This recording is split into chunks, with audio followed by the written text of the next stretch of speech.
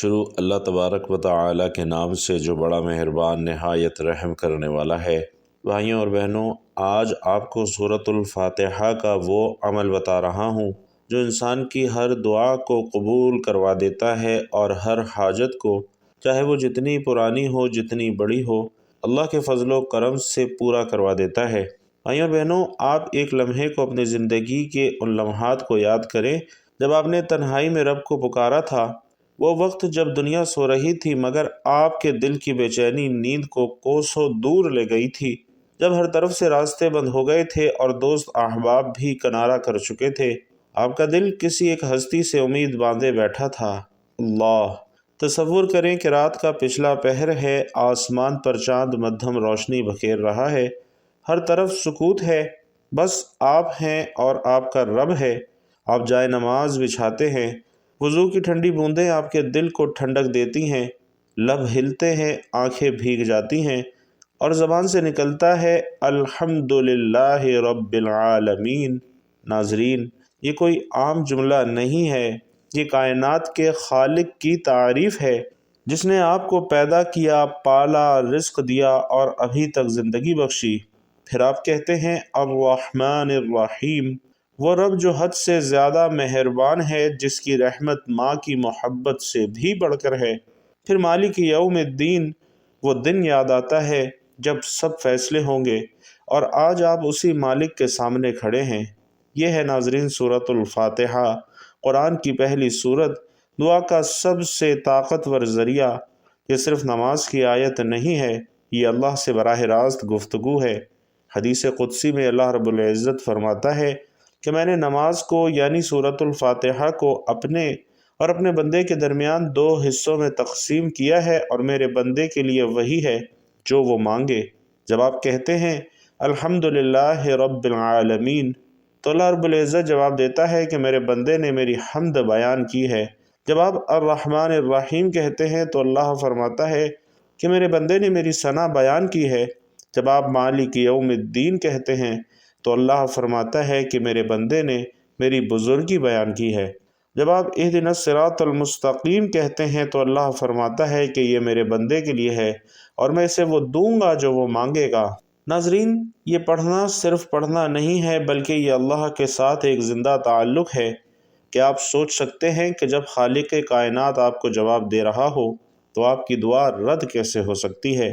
زندگی میں ایک وقت ایسا آتا ہے جب ہر طرف سے دروازے بند ہو جاتے ہیں، مال ختم، صحت خراب، رشتے ٹوٹے ہوئے اور خواب بکھرے ہوئے، اور ان لمحات میں شیطان ہمیں یہ سوچنے پر مجبور کرتا ہے کہ اب کچھ نہیں ہو سکتا، لیکن قرآن کہتا ہے اور تم اپنے رب سے دعا مانگو عاجزی اور آہستگی کے ساتھ، بے شک وہ حد سے بڑھنے والوں کو پسند نہیں کرتا۔ اور ناظرین، سورۃ الفاتحہ اسی عاجزی کو پیدا کرتی ہے، یہ دل کو اللہ کے سامنے جھکا دیتی ہے، یہ الفاظ دل کے زخموں پر مرہم رکھ دیتے ہیں۔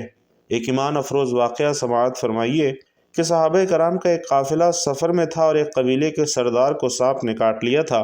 قبیلے والوں نے صحابہ سے مدد مانگی اور ایک صحابی نے سورۃ الفاتحہ پڑھ کر دم کیا اور وہ شخص فوراً صحت یاب ہو گیا۔ اور جب یہ واقعہ نبی کریم صلی اللہ علیہ وسلم کے سامنے بیان ہوا تو آپ علیہ الصلاۃ والسلام مسکرائے اور فرمایا کہ تمہیں کیسے معلوم ہوا کہ سورۃ الفاتحہ شفا ہے؟ یہ ہے ناظرین سورۃ الفاتحہ کی طاقت۔ جسمانی بیماری ہو یا روح کی بیماری ہو، یہ سب کے لیے شفا ہے۔ یہ خاص عمل جس کی برکت سے ہر دعا قبول ہو سکتی ہے۔ تو رات کے پچھلے پہر اٹھیں، وضو کریں اور جائے نماز پر بیٹھ جائیں، سورۃ الفاتحہ 3 مرتبہ آہستہ آہستہ پڑھیں۔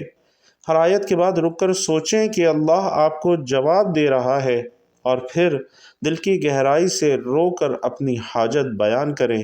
ناظرین، یہ صرف الفاظ نہیں ہیں، یہ روح کی پکار ہے۔ یاد رکھیے کہ دعا کی طاقت الفاظ میں نہیں بلکہ دل کی کیفیت میں ہوتی ہے۔ اگر دل رو رہا ہو تو چند الفاظ بھی عرش ہلا سکتے ہیں، اور سورۃ الفاتحہ وہ چابی ہے جو ہر دروازہ کھول سکتی ہے۔ بس شرط یہ ہے کہ آپ نے رو رو کر گڑ گڑا کر مانگنا ہے۔ سورۃ الفاتحہ ناظرین 7 آیات پر مشتمل ہے، مگر یہ 7 آیات ایسا سمندر ہیں کہ جس میں ہدایت، رحمت، دعا اور بندگی کے تمام اصول سمائے ہوئے ہیں۔ یہ صورت ہمیں 3 بڑے سبق دیتی ہے، جس میں پہلا اللہ کی حمد اور تعریف ہے، کائنات کے خالق کو پہچاننا ہے۔ دوسرا عبادت اور مدد کی طلب ہے اور اپنی عاجزی کا اظہار ہے۔ اور تیسرے نمبر پر سیدھا راستہ مانگنا ہے، دنیا اور آخرت دونوں کی کامیابی کے لیے۔ یہ ایسے ہی ہے جیسے ایک مومن روزانہ اللہ کے دربار میں عرضی پیش کرتا ہے اور اللہ ہر بار جواب دیتا ہے کہ میرے بندے، میں نے تیری دعا سن لی ہے۔ علماء کے مطابق سورۃ الفاتحہ کی ہر آیت بندے اور اللہ کے درمیان ایک باقاعدہ مکالمہ ہے۔ الحمدللہ رب العالمین، بندہ اللہ کی تعریف کرتا ہے۔ الرحمن الرحیم، بندہ اللہ کی رحمت کو پکارتا ہے۔ مالک یوم الدین، بندہ آخرت کا اقرار کرتا ہے۔ ایاک نعبد و ایاک نستعین، بندہ اپنی بندگی اور مدد کی درخواست پیش کرتا ہے۔ اہدنا الصراط المستقیم، بندہ سیدھے راستے کی ہدایت مانگتا ہے۔ صراط الذین انعمت علیہم، نیک لوگوں کا راستہ مانگتا ہے۔ غیر المغضوب علیہم ولا الضالین، بندہ گمراہ اور مغضوب لوگوں کے راستے سے پناہ مانگتا ہے۔ ناظرین، یہ 7 آیات ہمیں ایک مکمل زندگی کا فارمولہ بتاتی ہیں: ایمان، عمل، دعا اور پرہیز۔ اور سورۃ الفاتحہ کے بارے میں قرآنی اور حدیثی دلائل بہت سے موجود ہیں، جن میں سے مختصراً آپ کو بیان کر رہا ہوں۔ قرآن مجید میں سورۃ الفاتحہ کا اشارہ اور ہم نے تمہیں 7 بار دہرائی جانے والی آیات اور عظیم قرآن دیا۔ اسی طرح نماز میں لازم ہونا، نبی کریم صلی اللہ علیہ وسلم فرماتے ہیں کہ وہ نماز نہیں جس میں سورۃ الفاتحہ نہ پڑھی جائے۔ اسی طرح حدیث قدسی میں اللہ رب العزت فرماتا ہے کہ جب میرا بندہ کہتا ہے الحمدللہ رب العالمین، تو میں کہتا ہوں کہ میرے بندے نے میری تعریف کی ہے، اور جب وہ مجھ سے مانگتا ہے تو میں اسے دیتا ہوں۔ اسی طرح پیارے آقا صلی اللہ علیہ وسلم نے فرمایا کہ سورۃ الفاتحہ ہر بیماری کے لیے شفا ہے۔ اسی طرح یہ قرآن کی سب سے عظیم صورت ہے، اور اس جیسی صورت نہ تورات میں ہے، نہ انجیل میں ہے، نہ زبور میں ہے۔ علماء فرماتے ہیں کہ جو شخص سورۃ الفاتحہ کو ایمان اور محبت سے پڑھے، اللہ رب العزت اس کے لیے قبر اور قیامت میں روشنی بنا دیتا ہے۔ جب مومن اخلاص سے سورۃ الفاتحہ پڑھتا ہے تو فرشتے اس کے گرد جمع ہو جاتے ہیں، اور سلف صالحین سورۃ الفاتحہ کو دل کے سکون کے لیے سب سے بہتر ورد قرار دیتے ہیں۔ ناظرین، سورۃ الفاتحہ کے عملی فوائد اور زندگی میں اثرات بہت سارے ہیں۔ سورۃ الفاتحہ سے روحانی طاقت اور ایمان مضبوط ہوتا ہے، رزق میں برکت اور دعا کا دروازہ کھلتا ہے، بیماریوں سے شفا، دم کرنے سے فائدہ حاصل ہوتا ہے اور مشکلات میں آسانی ملتی ہے، دل کو حوصلہ عطا ہوتا ہے، گناہوں سے بچاؤ اور سیدھے راستے کی دعا ہے۔ سورۃ الفاتحہ محض ایک سورت نہیں بلکہ ایک زندگی کا مکمل منشور ہے۔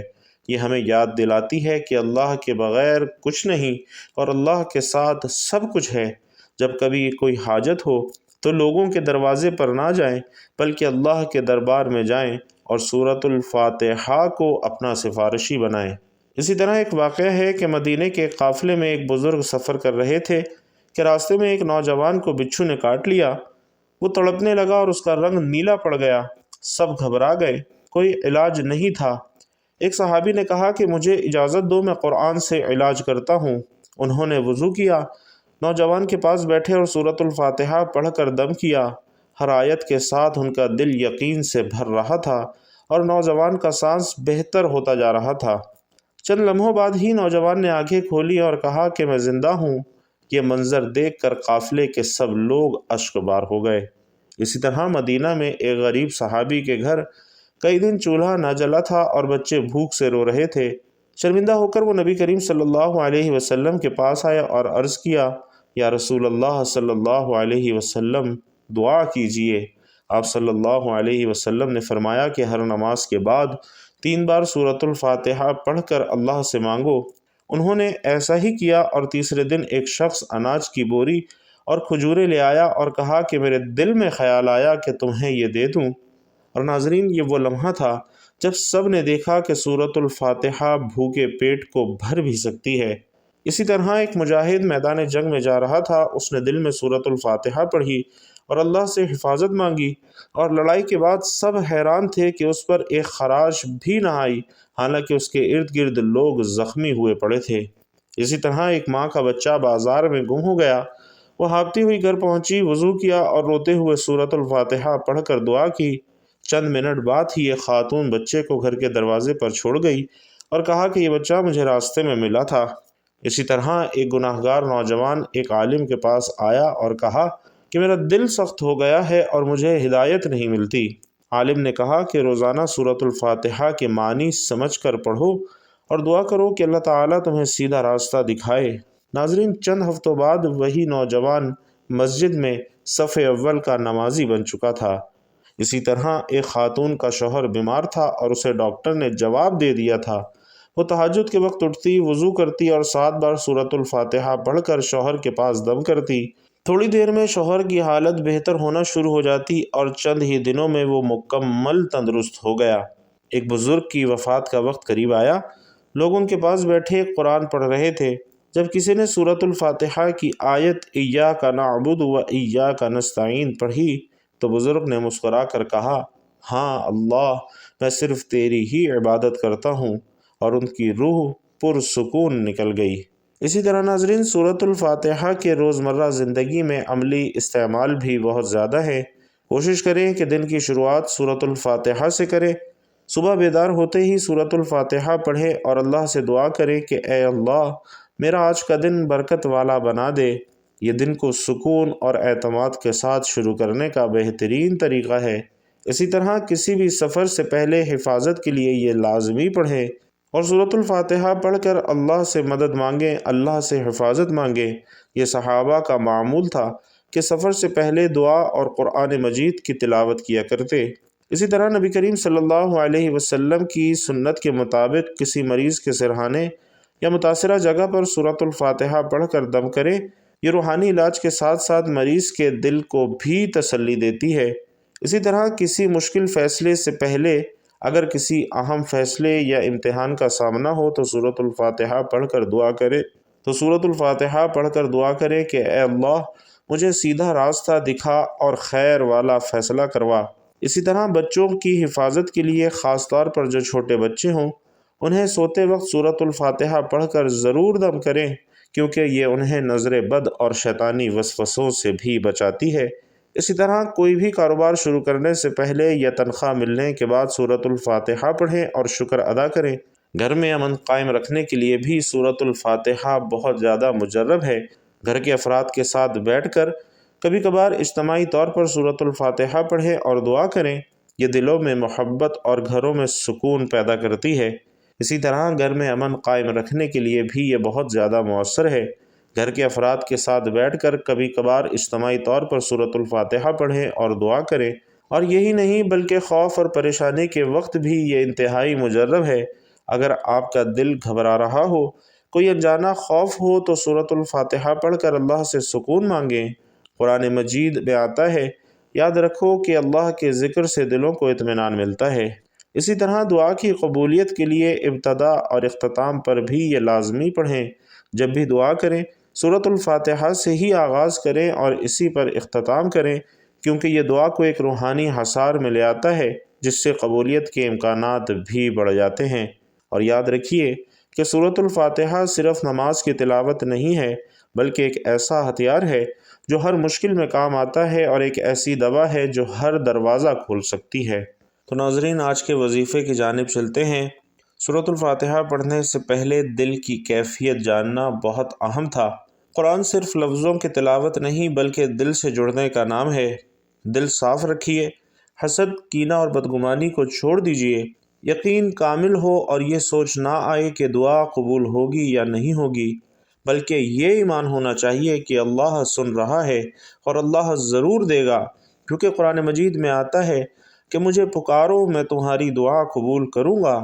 اگرچہ ناظرین، سورۃ الفاتحہ کسی بھی وقت پڑھی جا سکتی ہے، لیکن دعا کی قبولیت کے خاص اوقات زیادہ اثر رکھتے ہیں، جن میں سے پہلا وقت تہجد کا وقت ہے، رات کا آخری پہر ہے، اذان اور اقامت کے درمیان کا وقفہ ہے، سجود یعنی سجدے میں، اور جمعے کا آخری لمحہ یعنی عصر سے مغرب کے درمیان۔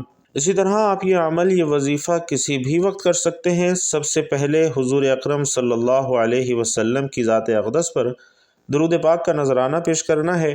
درود پاک آپ کوئی سا بھی پڑھ سکتے ہیں، چاہے تو آسان اور مختصر سا درود صلی اللہ علیہ وآلہ وسلم پڑھ لیں، یا پھر نماز والا درود یعنی درود ابراہیمی پڑھ لیں۔ خیر و برکت اور ثواب کی نیت سے ایک مرتبہ درود ابراہیمی میرے ساتھ بھی پڑھ لیجئے۔ اللہم صلی علی محمد وعلی آل محمد کما صلیت علی ابراہیم وعلی آل ابراہیم انک حمید مجید۔ اللہم بارک علی محمد وعلی آل محمد کما بارکت علی ابراہیم وعلی آل ابراہیم انک حمید مجید۔ درود پاک پڑھنے کے بعد آپ نے 7 مرتبہ سورۃ الفاتحہ کی تلاوت کرنی ہے، اور ہر بار جب آپ سورۃ الفاتحہ کی تلاوت کر رہے ہوں اور سورۃ الفاتحہ کی یہ آیت آئے، ایاک نعبد و ایاک نستعین اہدنا الصراط المستقیم، اس آیت کی آپ نے 7 مرتبہ تکرار کرنی ہے، یعنی 7 مرتبہ یہ آیت پڑھنی ہے اور پھر سورۃ الفاتحہ مکمل کر لینی ہے۔ اس طرح سے آپ نے سورۃ الفاتحہ 7 مرتبہ پڑھنی ہے۔ 7 مرتبہ سورۃ الفاتحہ پڑھنے کے بعد آپ نے اللہ تعالیٰ کے 2 مبارک ناموں کی ایک تسبیح پڑھنی ہے، یا ذو الجلال والاکرام یا کریم۔ یہ ایک تسبیح پڑھنے کے بعد آپ نے 33 مرتبہ قرآن پاک کی ایک آیت پڑھنی ہے۔ یاد رکھیے کہ یا ذو الجلال والاکرام یا کریم اس طرح سے ملا کر پڑھیں گے تو ایک شمار ہوگا، اور اس طرح سے آپ نے 100 مرتبہ پڑھنا ہے، اور اس کے بعد 33 مرتبہ یہ آیت پڑھنی ہے، نصر من اللہ وفتح قریب۔ اور یہ آیت 33 مرتبہ پڑھنے کے بعد آپ نے آخر میں دوبارہ درود پاک پڑھنا ہے اور اللہ تعالیٰ سے اپنی حاجت کی دعا کرنی ہے۔ یہ عمل کرنے سے انشاءاللہ آپ کی تمام دعاؤں کو اللہ تبارک و تعالیٰ فوراً قبول فرمائیں گے۔ اور ناظرین، یاد رکھیے کہ سورۃ الفاتحہ صرف قرآن کی ایک سورت نہیں ہے، بلکہ یہ مومن کی پوری زندگی کا خلاصہ ہے۔ یہ وہ دعا ہے جو بندے کو اس کے رب کے قریب کر دیتی ہے، اس کے دل کو سکون اور زندگی کو سمت عطا کرتی ہے۔ جب ہم اسے یقین، عاجزی اور محبت کے ساتھ پڑھتے ہیں تو یہ محض الفاظ نہیں رہتے، بلکہ یہ ایک زندہ رابطہ بن جاتے ہیں بندے اور رب کے درمیان۔ چاہے بیماری ہو یا تنگی ہو، خوشی ہو یا غمی ہو، ہر حالت میں سورۃ الفاتحہ ایک ایسی کنجی ہے جو بند دروازے کھول دیتی ہے۔ تو آج فیصلہ کریں کہ سورۃ الفاتحہ کو اپنی زندگی کا لازمی حصہ بنا لیں گے، یہ نہ صرف نماز میں بلکہ ہر لمحے، تاکہ ہماری دعائیں زمین سے آسمان تک پہنچ کر رب کی بارگاہ میں شرف قبولیت حاصل کر لیں۔ اللہ تبارک و تعالیٰ سے دعا ہے کہ اللہ تبارک و تعالیٰ ہم سب کو نیکی کی بات سننے، سمجھنے اور اس پر عمل کرنے کی طاقت اور توفیق مرحمت فرمائے۔ میرا سنانا اور آپ کا سننا اپنی بارگاہ میں قبول و منظور فرمائے۔ جو میرے دکھیارے بھائی بہن اپنے دل میں جو بھی حاجت لے کر بیٹھے ہیں، جو بھی پریشانی لے کر بیٹھے ہیں، یہ بیان سن رہے ہیں یا یہ وظیفہ کریں گے، اللہ رب العزت اپنے فضل و کرم سے ان کی تمام حاجات قبول فرمائے، تمام پریشانیاں دور فرمائے، تمام دعائیں قبول و منظور فرمائے۔ آمین یا رب العالمین۔ بھائیوں اور بہنوں، اگر آپ چاہتے ہیں کہ یہ دعائیں آپ کے حق میں بھی قبول ہوں تو کمنٹ باکس میں آمین لکھ کر دعا میں اپنی شرکت ضرور یقینی بناتے جائیے گا۔ اللہ تبارک و تعالیٰ آپ سب کا حامی و ناصر ہو۔ آمین یا رب العالمین۔